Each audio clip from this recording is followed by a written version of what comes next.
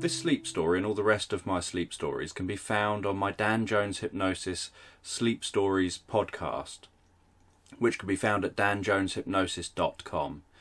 And 20 of these sleep stories can be found in my book Bedtime Stories for Grownups, and I also have 2 books of stories for children, Relaxing Tales for Children and Sleepy Bedtime Tales. So if you like this story, give it a thumbs up and leave any comments below, and feel free to share this with anyone else who may struggle with sleep or may find this interesting. So as you rest there and begin to slowly drift off asleep, you can listen along to me talking in the background. And I don't know whether you'll drift asleep faster to the sounds of my words, or whether you'll drift comfortably asleep to the spaces between my words. And as you begin to drift comfortably asleep, so I'm just going to tell you a story. A story about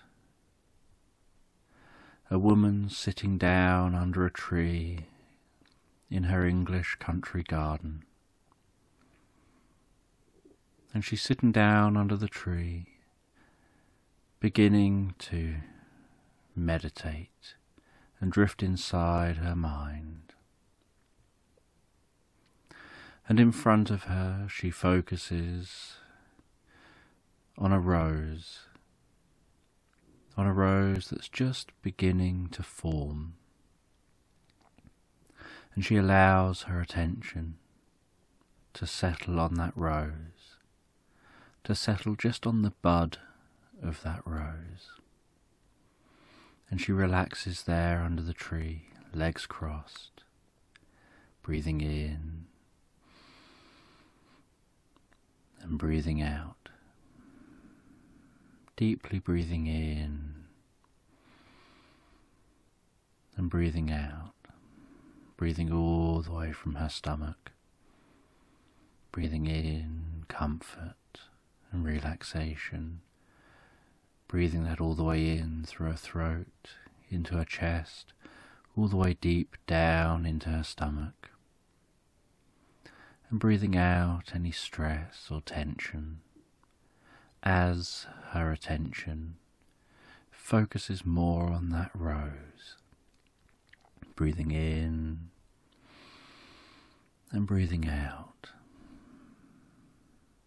And while she focuses on that rose, breathing in and breathing out in that relaxing way, so her attention narrows.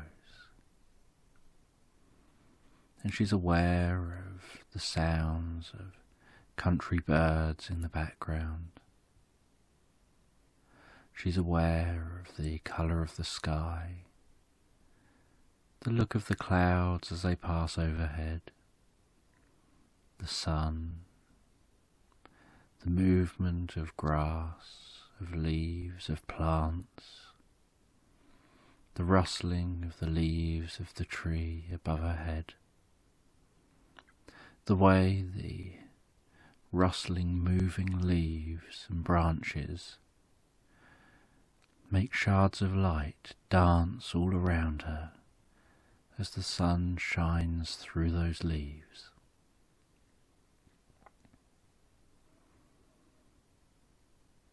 Aware of the smells in the garden, the sight of insects, of bees flying into flowers, all following their routines, as she gazes at that rose and just allows her attention to settle on that rose, and everything else begins to fade into the background, a little bit like she's getting tunnel vision, like all of her attention is on that rose. And as all of her attention falls onto that rose, so time begins to change, It's as if time for her stands still, while time around her ticks by, and everything around her appears like it's speeding up, like she is the anchor point, like she is the stationary, timeless part of the experience, observing time passing around her. She sees the stalk of the rose slowly extending. She sees that bud of the rose gradually growing, getting larger and larger. She sees night become day and day become night. The sun pass across the sky, the stars and the moon pass across the sky.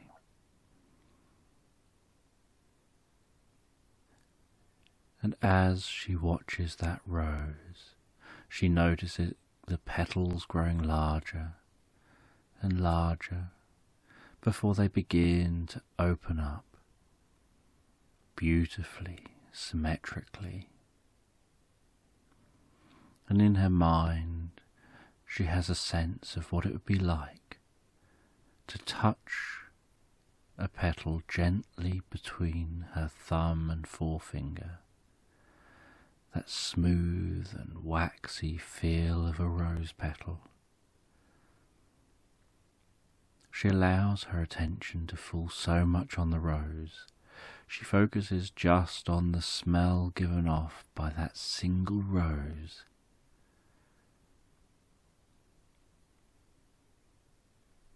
As the particles from that rose reach her nose,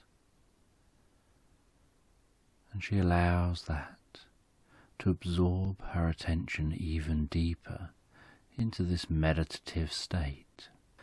And as she continues to drift and dream and meditate in this way, and watch the world go by out of her peripheral vision, while she just connects with that rose, so she begins to drift inside her mind.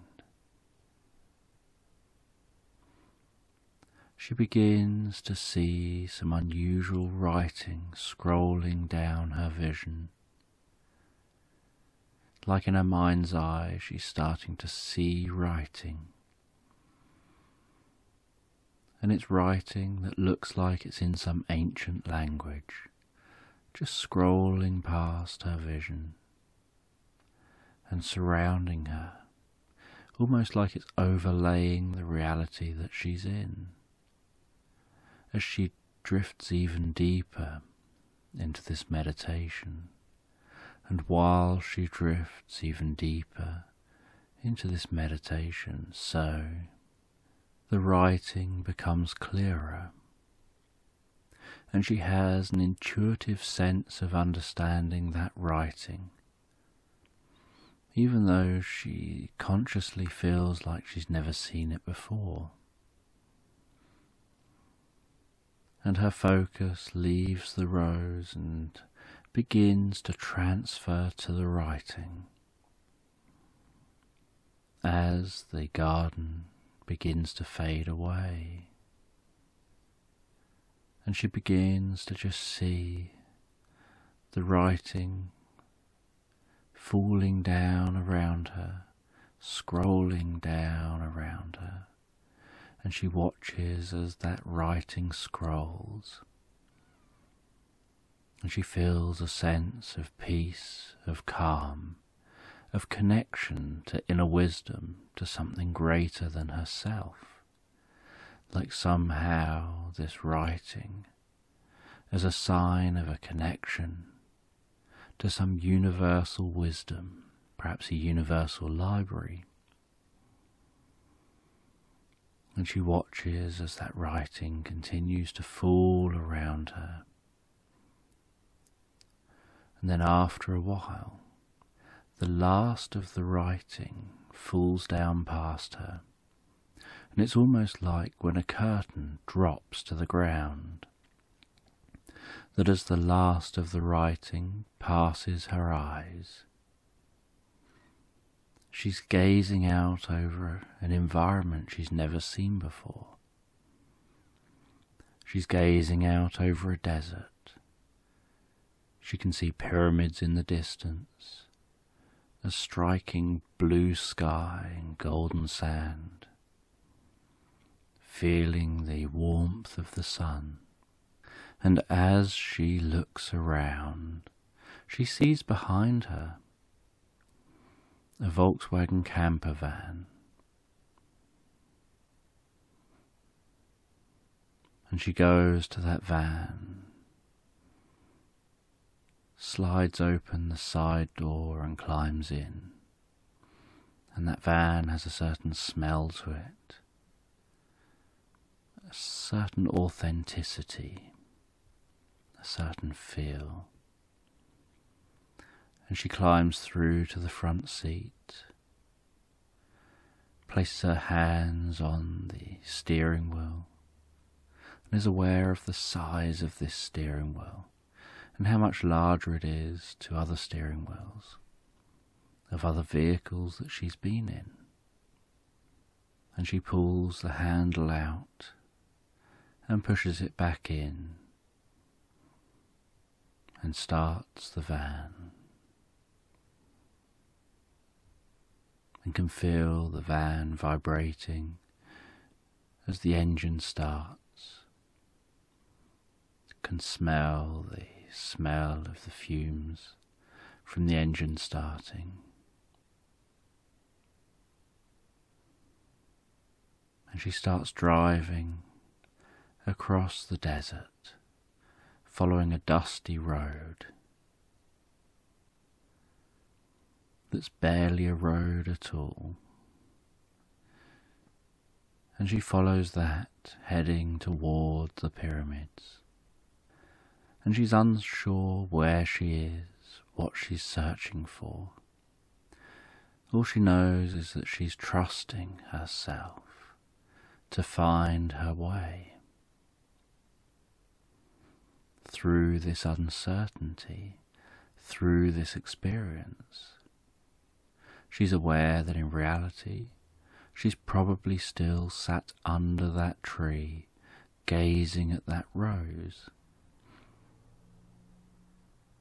but that her mind has wandered and drifted and dreamed inside deeper and deeper, to some place so deep it makes this feel real to her, giving her some insight, some experience.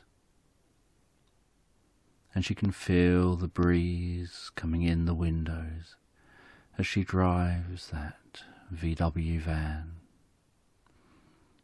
towards those pyramids. And she's surprised as she gets closer and closer to those pyramids, how large they really are. And as she arrives at the foot of the pyramids, they're pyramids unlike any she's seen before. They look like typical pyramids, but there's something different about them, about their shape, their size, and the entrance into the one she's in front of.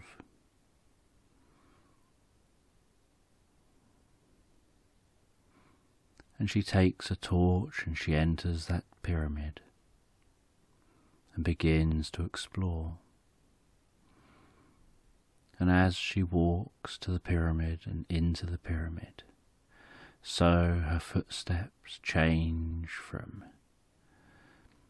the sound of soft sand beneath her feet to the sound of echoing stone, as the light reflects around the walls of the chamber, around the walls of the corridor that she's entering. as she walks deeper and deeper into the pyramid. And she notices how the temperature changes, how inside the pyramid is cooler than it was outside the pyramid. And she continues to walk deeper and deeper into the chamber.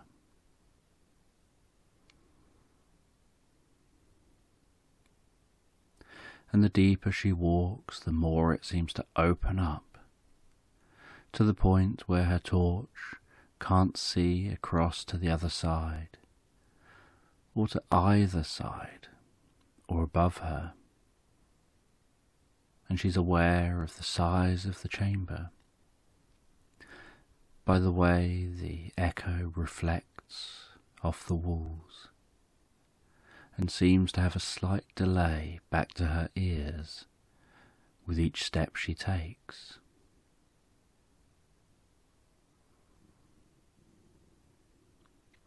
And when she eventually reaches the far side of this chamber, so she finds a solid stone wall, and she runs her hand along the wall and walks from one side to the other. And as she walks, so she discovers one area where there's a slight change in stone, and she decided there's probably a hidden door here. And she searches for a way to open the door. She feels around the walls. She shines the torch on the floor. She shines the torch around the walls, until eventually she notices another stone that's ever so slightly outset from all the stones in the wall. And she walks to that stone, pushes on that stone, pushing the stone in line with the others, and the rumbling sound of stone reveals a door opening up. She walks through that door, down a staircase, and finds herself faced with a view she never thought she would see in the middle of a desert. A vast forest, the sound of running water, of a waterfall, of a fast-flowing stream or river, and the sight of a distant lake. And down here, under this pyramid, somehow suddenly she's faced with a world that's lit up as if it's daylight. And she walks down into that forest, from stone to earth, noticing the smells of the forest, the sounds of the forest, walking through that forest. And she finds her way to the river, walks along that river, following it down towards the lake. And while she walks along towards the lake, she can smell the smell of the water. She can notice what look like fish swimming in the water.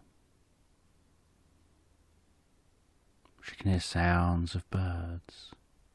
Everything sounds familiar, but not like anything she's heard before.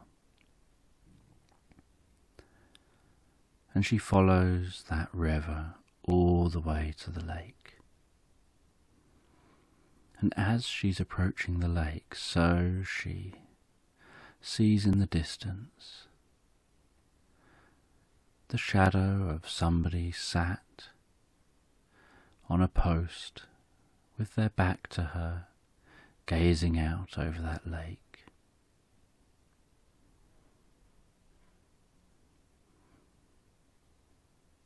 and she's unsure who it could be, how long they've sat there, and how they could be there when she's only just arrived here. And she walks all the way to them. And as she approaches, she feels that they're a friendly presence, that they contain wisdom, knowledge. And she walks over to them, and they don't turn to look at her. They just carry on gazing the way they are. And she reaches them, walks round in front of them, looks at them, and asks who they are and where we are. And they say, "You're not where you think you are. You're somewhere different. You're here, not there."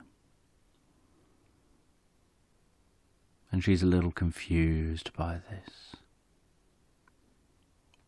and wonders what it all means. And they say, "You are here, not there.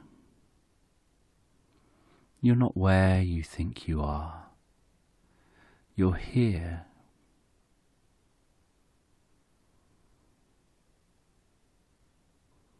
And they hold out a hand, turning their palm up.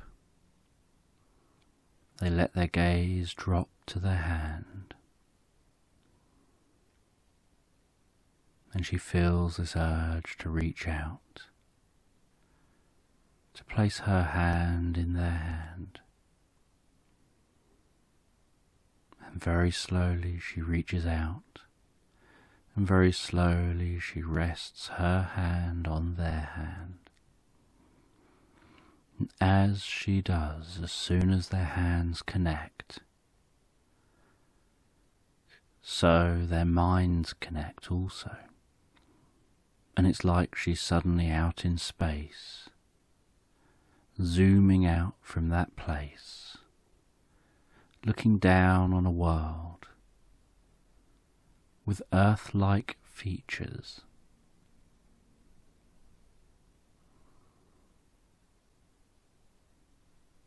And she continues zooming out, further into space, and she can see a star like the sun of this world. She can see other planets as she zooms further back out into space. And at high speed she continues to zoom away from that planet, seeing the star, the planets, moving far enough away to see the neighbourhood of stars that star's in, zooming even further away and seeing a cluster of stars and zooming further away and further away, until the star she's zooming away from, that she's still looking at, still has all her focus on, is just a pinprick in the sky, surrounded by millions of other pinpricks of light in the sky.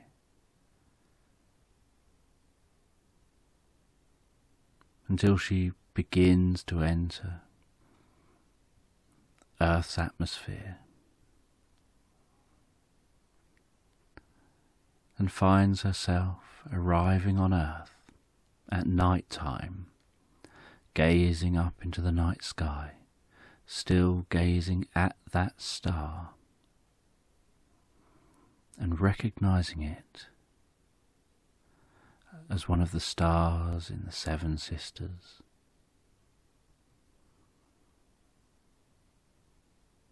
And recognizing that she's landed at night time at the foot of the pyramid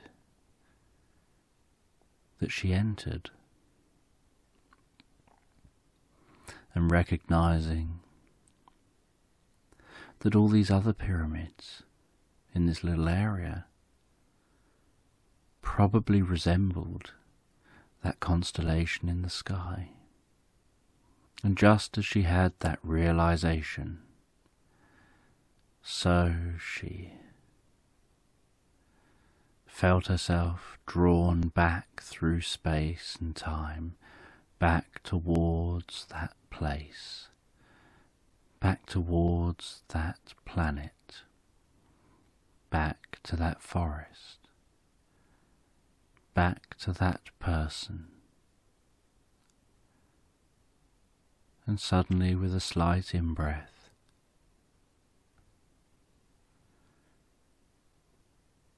she was aware of that person again as she raised her hand off of their hand, and aware she was back where she was, and realized she's here, not there, and understood what they meant, and realized that somehow the ancients had created this portal that was there, that can transport people here to where this timeless being is, who offers wisdom, insight. And they talk for a while as she gazes into his eyes, and they talk for a while as she learns insights, wisdom, knowledge.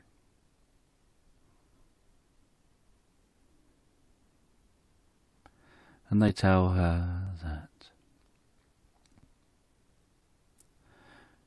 she can row out into the lake. And they tell her that there's a box to be found in the lake. A box that they've been guarding all this time, just waiting for someone to discover this place. And as soon as she finds that box, they'll be free to leave here. And they've been waiting year after year. This timeless being, watching over this box, waiting for the moment when someone arrives to get this box.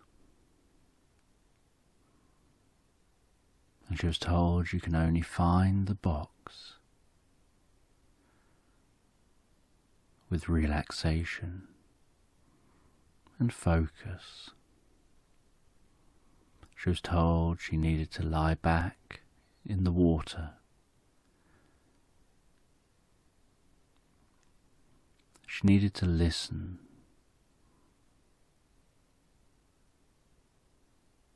and notice the way the sound travels underwater to pinpoint the location of the box. That you need to have your ears underwater long enough to do that. And so you can't just dive in and keep diving down hunting. You need patience and relaxation. So she entered the water, lay on her back, rested her head back in that warm water, with her ears just underwater, noticing how the sounds changed, from her ears outside the water to her ears underwater, and she could hear the sound of the waterfall up the river, that subtle rumbling sound. She could hear the sounds of some bubbles, some sounds from within her ears. She could hear some sounds of some of the creatures in the lake. She could hear her heart gently beating, rhythmically, as she rested there. And while she rested there, so she began to listen to her heartbeat. Listen to the way her heartbeat travelled from her body and bounced around the lake. The really subtle reflection of the sound of her heartbeat underwater as she floated across the lake, and almost like using her heartbeat and her ears as a sonar machine. She lay very still, just floating gently across the lake, with her heartbeat relaxed, strong and rhythmically beating, using her meditative abilities to focus on such a subtle sound, to begin to notice the difference in the way the sound arrives at the left and the right ears, just resting, motionless and floating, letting the water move her rather than her moving through the water. As she noticed a subtle anomaly in the reflection of the sound to her ears, and knew she floated above the box. And she turned herself over, put her head under the water, and looked down towards the bottom. And she couldn't quite see whether the box was down there. She knew that she'd have to hold her breath a while and relax for this dive. And so she took a few deep breaths, then held her breath and relaxed deeply as she dived down, and time appeared to be going so slow as she dived down deeper and deeper, all the way to the bottom, as a box began to come into view, and she could hear bubbles at her ears. She could feel the water around her, hear sounds underwater, notice the way light weaves and waves and moves. As she reached the box, opened the box, and found what looked like a large gold coin in the box.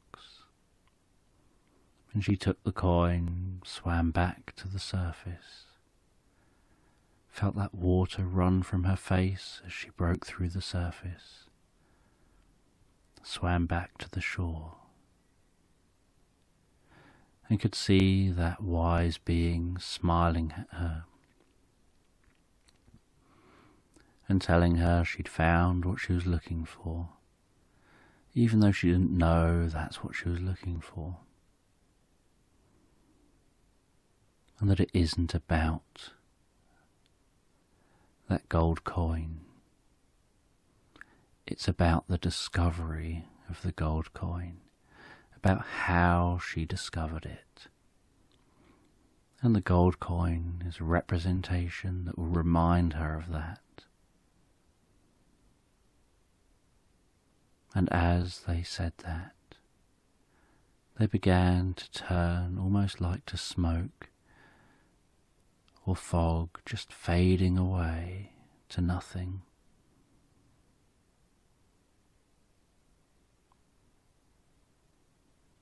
As she then found her way back out of this forest, all the way back to that pyramid and through the pyramid, and in her own time found her way back to the camper van and drove back in the camper van to where she'd found that van.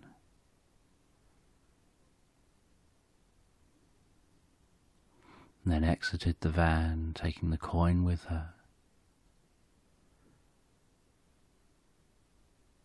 and sat down and began meditating, looking over towards those pyramids. And every time her eyes blinked so, she saw glimpses of the country garden. And after a while she found herself just in the country garden, gazing at that rose, that fully formed rose, as it's visited by a bee, which then flies away. And she looks down into her lap and sees that coin resting in her upturned hands. And she holds the coin, stands up. She's aware she's learned a deep lesson. And just as she does so, the sun has long set, and she goes inside, and that night settles down and drifts comfortably, relaxed, asleep.